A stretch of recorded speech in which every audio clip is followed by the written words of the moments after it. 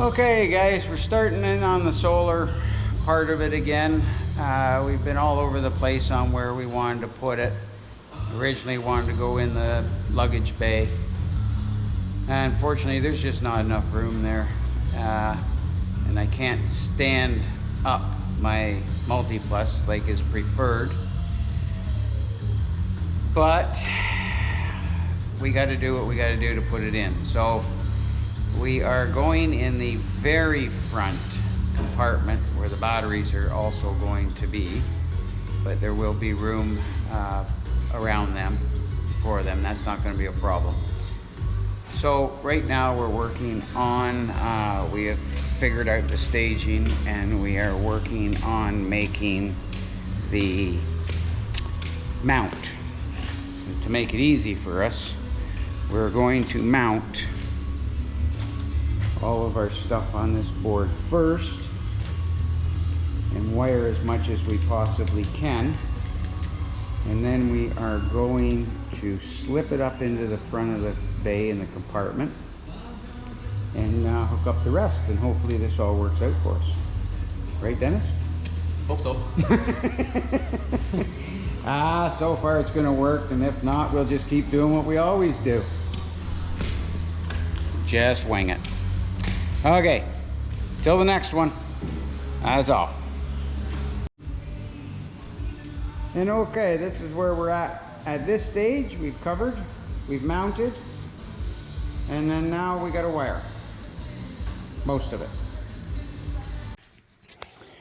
Okay guys, done a little bit more on the setup here that's going in the trailer. So we've got our Multi-Plus DC wired in, we've got our charge controller wired in, all into our links. And that's about as far as I can do it here in the shop. That's all the DC loads, I think. I'll have to double check, but that I can do in here. In the trailer, I gotta go and put a couple off of here over to the batteries, the disconnect, and the batteries and the shunt. And then I'm going to stick in my AC load back to the transfer switch. As you can see, I have a piece of it made up over there, the mess. I'm going to stick that in here, and then that'll minimize what we have to get hooked up in here, or rather in the trailer. And then we will just run our communications cables and all that jazz and our PV lines, and that should have this side of the solar set up. So then we'll be moving on to putting the panels up on the roof. Spin ya. Then we'll be setting up to putting the panels up on the roof once we can get our frames made. But playing around with aluminum welding, and I'll be honest, it's not going that well.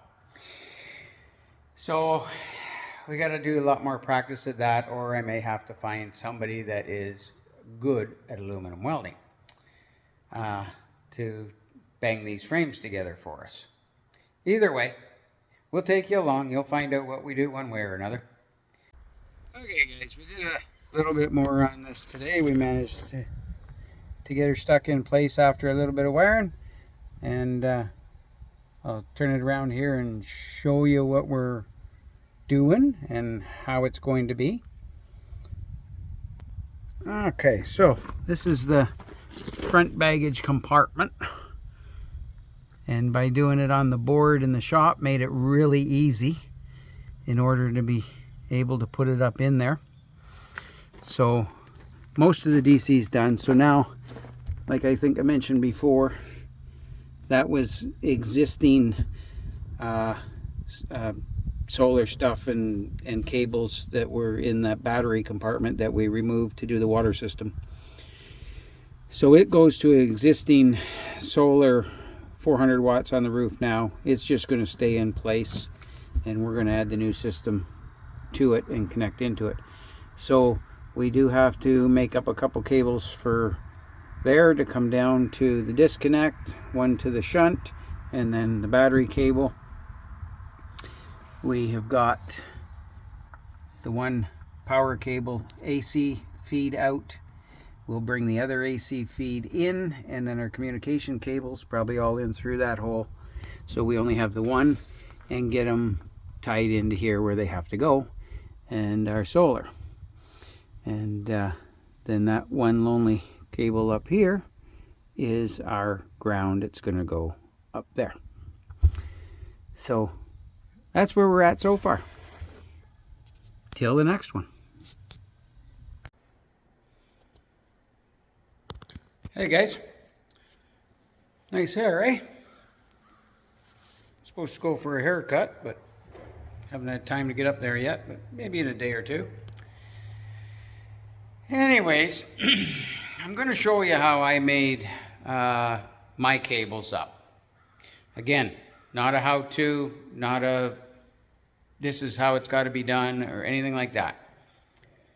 Simply showing you how I did mine to get the results that we've got to make a nice, neat looking installation on our solar that you will have seen already. And if you're wondering, you know, how we put the sleeve on and made it look so pretty and nice blue, whatnot, I'm going to show you that. There's a few little tips I learned doing it, so I'm going to show you what I learned and what works best for me. And if you want to do something like this, and this helps you out, then great, and make your life a little easier. So for one, I'm going to spin you around. So the first thing you're going to do is we've cut our 4-aught wire to the length that we need it. I'm just replacing the one small negative ground cable that was from the existing system to make a bigger ground, because all my battery cables I'm changing up to 4-aught for this system. So, is what we're going to do is we're going to trim back the casing to this length to fit inside here. We're going to trim it back on each end, and then we are going to take it over and we are going to crimp it. Now, I got just a benchtop type crimper. I'll show it to you here. I didn't need a big elaborate crimping system for doing a one-off job. So if you're doing this yourself to your solar on your trailer, or wherever you're putting your solar in, and you need to crimp cables and make cables, and you're only going to do it once, it may not be the best solution in the world, but it does work perfectly fine. I've made all my big cables with it. It's just a little benchtop crimper. You put it in there and you give it a couple smacks with the hammer, and it makes a perfectly good tight crimp. Probably not as pretty as the hydraulic crimper, but it's 20 bucks on Amazon, and I think it comes with some heat shrinks and whatnot with it too. So for the price, for a one-off that I'll probably very seldom ever use, it works just fine. I did buy last year a small hand crimp set. I'll show you here what I'm talking about. This set for bit smaller cables, it works pretty well too, all in all, for lugs. But on this system, the biggest majority of the crimps I have made are on that big one, because it's pretty well all big cable. So I'm going to get these ends stripped off here and then show you how it comes out. Haven't got tripod with me, so we're just gonna kind of skip through a little bit and show you the results as we kind of go along.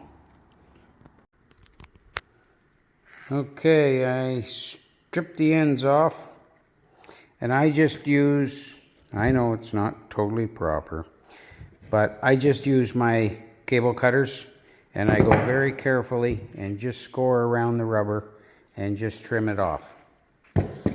So then we're going to stick this in here. I'm going to need 2 hands for this, so bear with me for a second. See if I can set you up here. Something like that.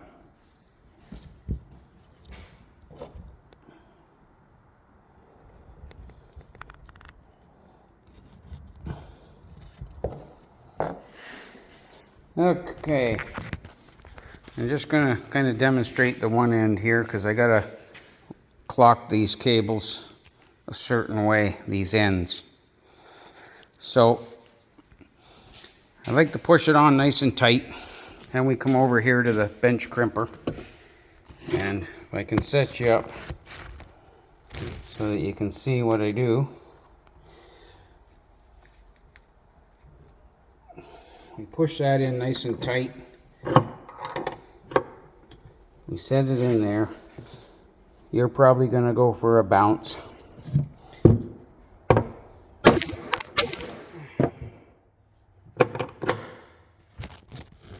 Oh, just like I thought. Okay, so I give her a couple good whacks with that mallet, and as you can see, it crimps it pretty reasonable.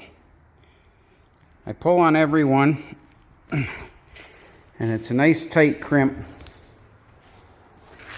So normally when you're doing wires, of course, you're going to put your heat shrink on before you put your ends or anything else on, but with these big cables and the big heat shrink, it goes over them fine, so you can do that after. So now we're just going to see which way it's got to be clocked, and we're going to put the other end on. Okay, so in case you were wondering what I meant by it had to be clocked, if you look at it, I got one end's going one way and one end's going the other way. And that's because when it's in the trailer, it's going to go in on like this on the side wall. And we want it to be able to bend comfortably and come around and sit up on top of the battery. Sit up. Get you over here where you can see what I'm doing. Bend around and then be able to lay flat on top of the battery. So sometimes if you build all your cables the same way, you will have a fight getting them hooked up if they have to twist a little bit. So a bit of forethought in the front is to just simply clock your cables, your ends, when you make your cables in the most comfortable position that that cable is going to lay. So from here on, as you can see, I got a variety of heat shrinks. I believe some of these big ones came with the crimper, but I also bought a 4-foot roll of each of this, and it's all glued. And this one's just a tiny bit smaller, so I'm going to use it to heat shrink the cable itself, because these little bit bigger ones work better when we're doing the loom, and I'll show you that in just a second here.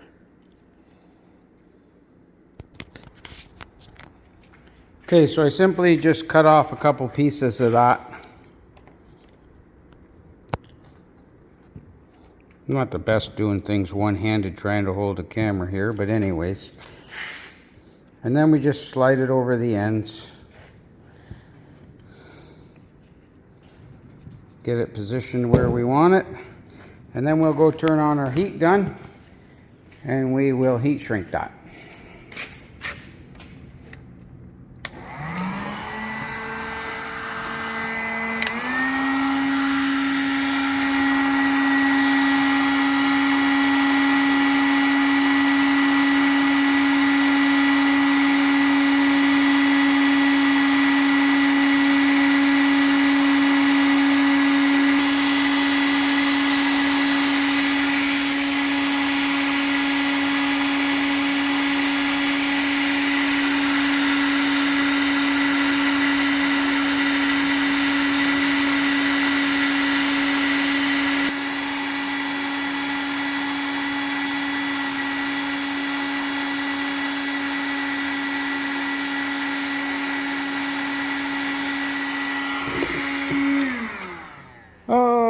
Okay, guys. So, as I don't know if you can see it on the film, but I like to make sure we got lots of glue oozing out. Ooh, get a focus. Come on, you can do it. Lots of glue oozing out there in the ends. This end takes a little longer to get it to come out, and it's a lot harder to see on that copper.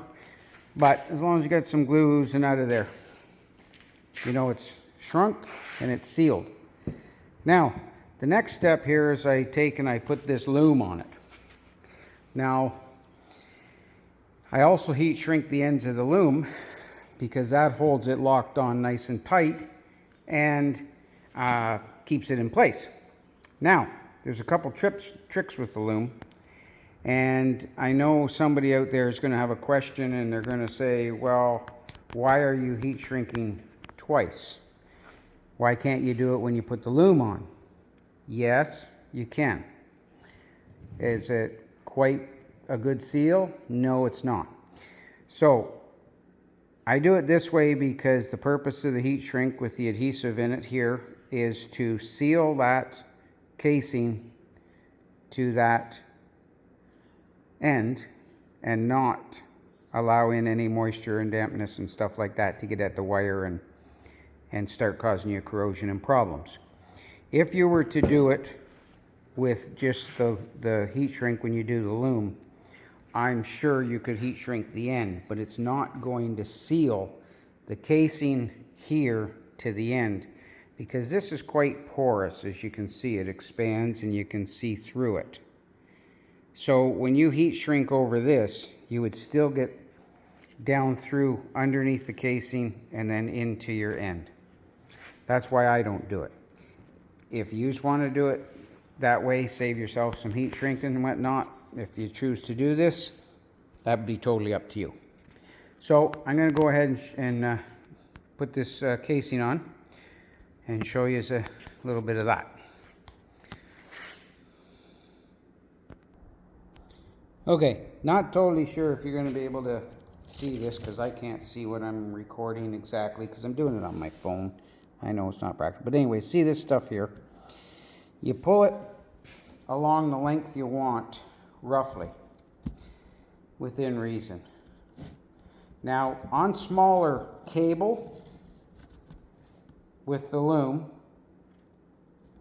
you are going to have to be careful and figure out, like we did, how far this stretches. So for this bigger cable, I'm stretching this out a little bit and then getting it roughly here near where I want it, and I'm going to cut it. So as you can see, I hope, this stuff, it expands a long ways. So it'll go over a pretty big piece. Now, on the same token with the smaller cables, they'll expand quite a bit too. If you're using 1/4 inch or the 3/4 inch,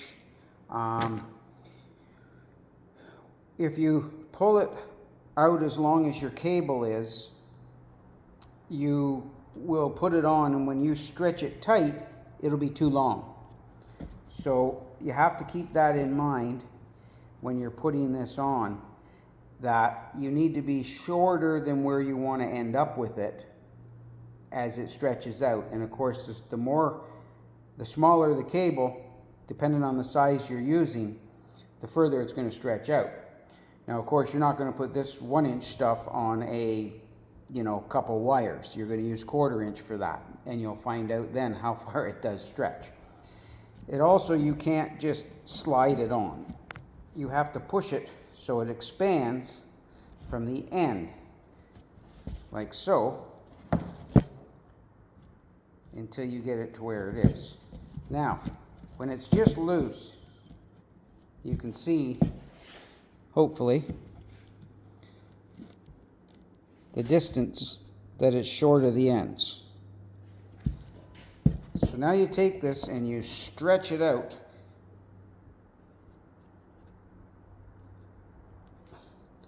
And now, I could have moved it down a hair, but when you put your, and you can still do it, you can adjust it just by simply sliding it from the one end, make it bigger and smaller again.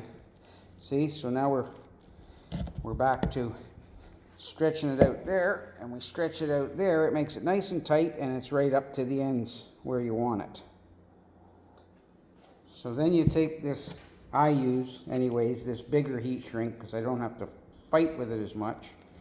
You got to get it over this end, and I just kind of turn it to thread it in a sense so it doesn't catch all the little fibers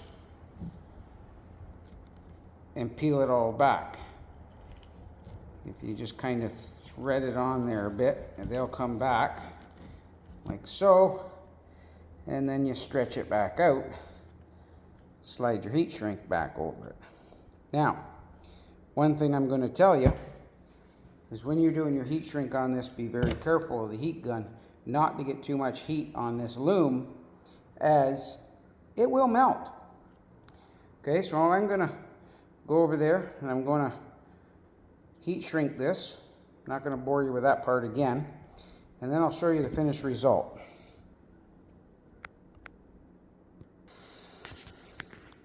Okay guys, so there's the finished cable.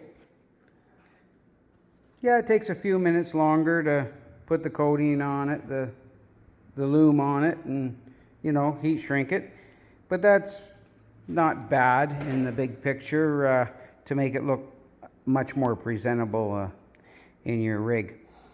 You still got to do the same steps to make the cable, regardless whether you put the loom on it or not. You've got to put the the ends on, the heat shrink on. So another 5 minutes or so to pop on the loom. You got a good looking cable. And this heat shrink I use on the loom is as well a glued heat shrink. Now this loom came in a 3-pack kit. It had the 1-inch, 3/4 inch, and some 1/4 inch. And Amazon come with heat shrink ends too, but they're really light duty, cheap, and they're not glued. And they don't always fit once you put it on the cable. So I just used what I had here, the glued stuff, a little better, a little heavier, and it worked out pretty good. So there you go. Now you know how we made them look so pretty when you see it. You can do her too.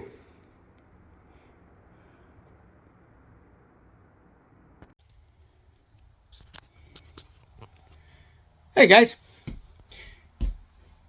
Today I'm working a little bit more on our solar install. I'm sure you've probably, or at least I hope, you've already seen our water install and the start of our solar. And I haven't been filming it all because I know there's oodles and oodles of videos out there about installing solar on your motorhome and trailer and whatnot, and they probably go into a little more detail than I am. I'm just giving you just kind of an overview of what we're doing and how it comes out. Not so much of how to do it. I don't want to be trying to teach somebody how to do it, because you know what? I'm still learning how to do it myself as we go. I'm by no means no solar expert, but we can wing our way through it enough to make it work. I got that much faith in myself. So anyways, that's what we're doing. Today, I'm going to, or right now, not just today, but right now, to start with, I am going to install the 5-inch GX touchscreen so that we can get the solar all connected through the communications through our Servo GX and into the rest of the units once we get them finished up and installed into the trailer. So I'll just give you a quick little show of what we're doing. I'm not going to drag out on all the doings, but let me spin this around. So we're going to take our fancy dancy little drawing they give us here from, if you can see it, Victron, and we're going to mount this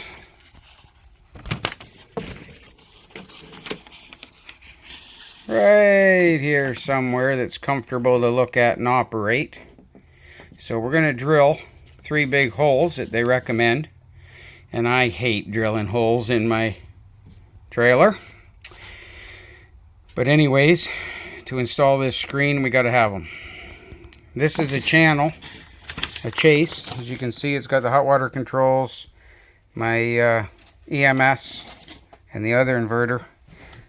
Right here, there's a Chase, double-sided, goes down beside the fireplace and comes out into the basement. So it's going to make a handy-dandy little spot to feed that down through and get that connected. So we'll get started on this, and we will... Let me speak. Okay, so we're going to drill these holes and mount this screen, and I'll show you after we get her in. There's no point in boring you with drilling holes and putting in a bracket. Okay, so stay tuned.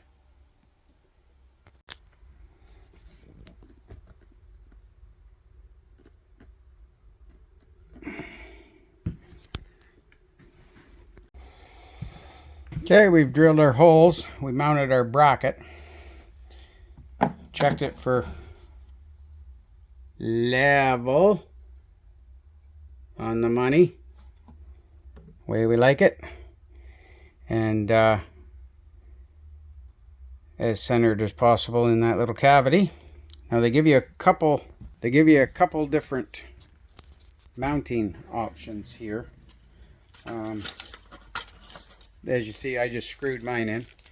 The other is these little wing nuts that screw into the back if you have a different area where you have to be able to mount it. But for ours, it was easy peasy just to screw in the front. There's also these little magnets that, through a code compliance, it tells you here for class BEMI compliance. You got to snap those little magnets on. One around the HDMI cable. Place one bead as close as possible to the GX Touch, and the other one as close as possible to the HDMI plug.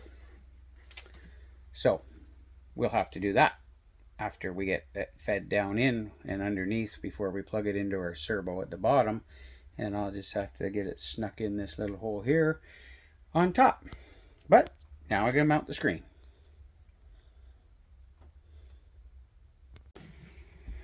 Okay, there we have it. All mounted. Took a few extra minutes. I had to pull off one of the sensors controls down there and the duct down there to get the cable fed out, but from between the two walls where there was a space to go out through. But not bad. So there she is. That's one more step, just like it was meant to be there. Okay guys, I'm standing here in front of the trailer compartment here. I'm going to give you a little glimpse of the finished install on the solar side in the trailer. What I got left to do is make the mounts and get the panels installed on the roof and connect it, and then everything else is done, I believe. I got to go over it a few times. I think I'm going to give Chad a text and see what he's got to say, if I've done it right. Told you, I'm not a solar guy. I'm going through some schematic drawings, many conversations, much research, much YouTube videos, and just winging it. So this is what we come up with. So we've had to move everything into the front bay here because there wasn't room, as I believe I've mentioned before, for it where I wanted to put it. So that's kind of our finished product. We've got the MultiPlus 2x120 × 2. We got the ACs coming in from the trailer up here. Our AC in and our AC back out.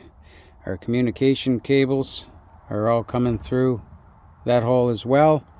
They're all coming in down into the inverter, over to the charge controller, and then we had originally a shunt in place from the original system, so I've put a communication cable to it, and we've repurposed it. We've added the disconnect for the new system. That was the disconnect for the old system. I think the old system's irrelevant in the big picture, but I'm going to talk to the guys to see if it's okay just to pull the inverter. We'll leave all the other going in place because you're running the jacks and all the other 12-volt systems. But to me, that other inverter now is irrelevant. But I'm going to find out from more people who know more about it than me. I was told just to leave it, so if we just need to leave it, we'll leave it. If not, we'll pull it. So here's our new main battery cables. One from the other system to run the 12-volt load, or run the 12-volt loads, and we put our Serbo GX right there. Reason for that was the cable down from the screen is only about 6 feet long, so I'm sure you could extend the cable, HDMI cable with an extension and the USB with an extension, but like anything, the more connections, more problems. So I chose to put my Serbo in here and just run a little bit longer communication cables through the wall over to the other side, because everything is on the other side of this wall. The only other thing I got to inquire to check out and do is I want to add this charge controller to my new system so it all reads and works together. This is how our solar install has come out so far. The only thing left, I believe, is the solar panels. So if you like what we've done here, give me a thumbs up, maybe a comment.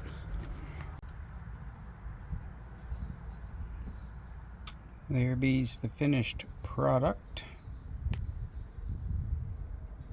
Aluminum frame is for the batteries to hold them stationary. And put them in to get the other side and front on.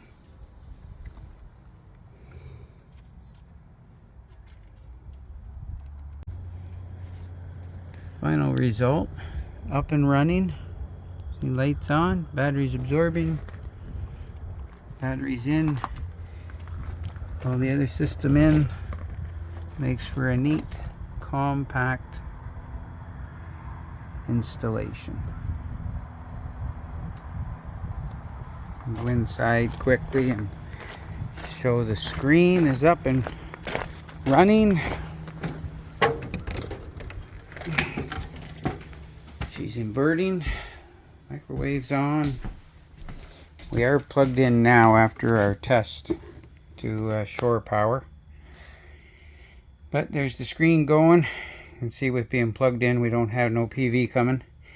And the just absorbing the batteries from the inverter. It's not really drawing much, but it's working. So what we got left now is just to get our solar panel frames made up and mounted on the roof and throw the switch when they're connected, and our whole system will be done. So till then, that's all. Okay guys, we're back at this solar install. After a bit of a time off of it, I went away for a hunt, and of course we had to wait to get the frames done. Because like I had mentioned before, the aluminum welding was not going very well.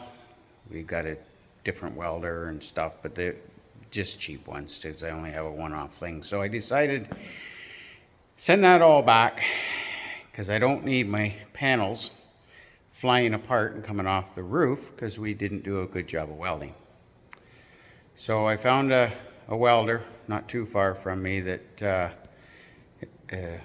did TIG aluminum welding, and we had these frames all made up. So I'll show you what they look like with the frames made up.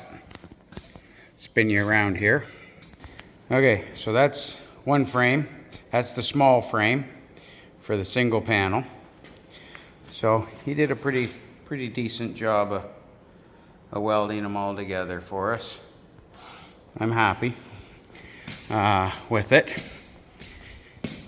Here's the other frames. They'll each hold 2 panels each, and we'll have a total of 9 panels that we're putting on the roof, and then there's 2 up there already.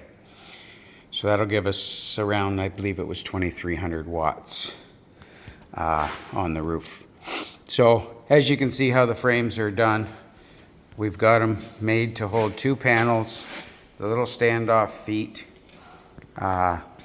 give a little bit of space off the roof, and then if need be to make them tilt, I will make another frame the same as these without the feet, hinge them, and put our actuators on them that will tilt them if need be. We're going to see how this works first. Anyways, the next step, right now I'm just starting to work on, you see this one over here, is I'm going to drill them and mount the panels, and then I will paint the frames all up white so that we don't have none of the black nasty runoff you get off of aluminum coming down the side of the trailer. Oh, excuse me. So that's what the plan is right now. So I'm just starting to do that, and we will keep you updated as we go. Okay, guys, here's a little rundown on what I'm doing with these. I'll just give you a quick show. Not going to go through it all. And again, it's not a how-to, it's how I did it. But I will give a little bit of tip. If you're going to do something similar to this on yours, and I'll show you what it is here. So this is what they're going to be like. Panels mounted to the frames. Then the frames and panels will be bolted to the roof of the trailer, of course. Now the frames will go up first, and we'll bolt the panels on after. 1, makes them a lot lighter, and 2, you can't really drive a bolt down under here with the panel on very easily.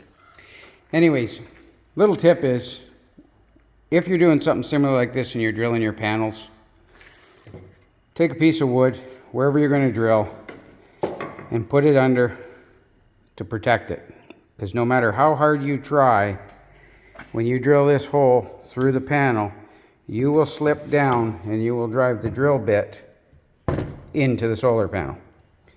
So to avoid that, take a little piece of wood in under there, tighten it up, hold it tight, and then when you drill and you go down, you just tap the wood. You don't, as you can see, you don't then damage your panel. Okay, so till we get a little further. Okay, this is how we ended up after a few changes and whatnot, trying to figure out how the layout was going to go exactly. This is how we ended up.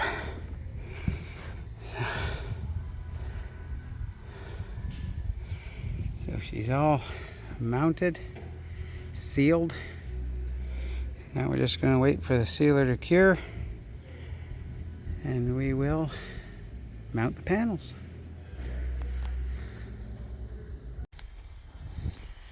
Okay, panels are now mounted. Just got to click some wires together, add a combiner box, and plug her into the roof gland there, and our solar system will be complete. And with the two existings and what we've added, we'll have 2,340 watts, I believe it is.